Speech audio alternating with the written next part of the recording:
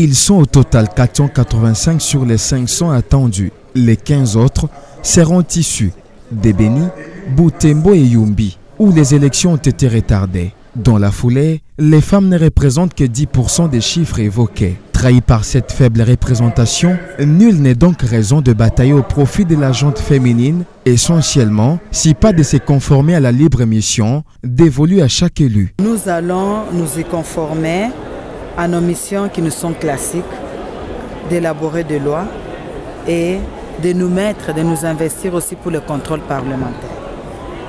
Parce que c'est de là que nous aurons maintenant le résultat.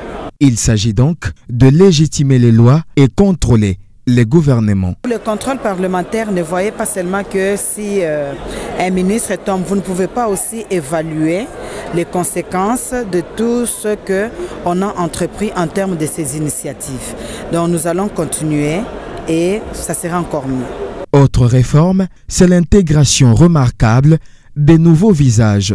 Ils sont estimés à 80% qui veulent apporter des innovations.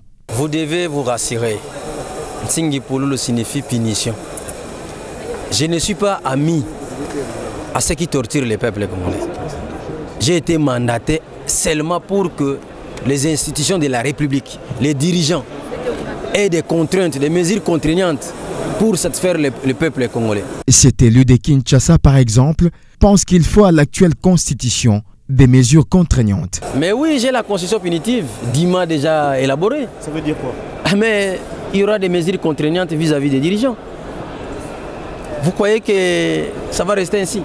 Vous insinuez la révision de la Constitution. Ça doit avoir lieu. Il y a des députés de 1 plus 4 qui n'apportent rien. Les mandats des députés ne peuvent pas rester perpétuels. Hein? Mais ce qui est sûr, cette chambre constitue l'architecture du prochain gouvernement dont la composition est les fruits soit de la cohabitation ou encore d'une nouvelle coalition entre les forces politiques.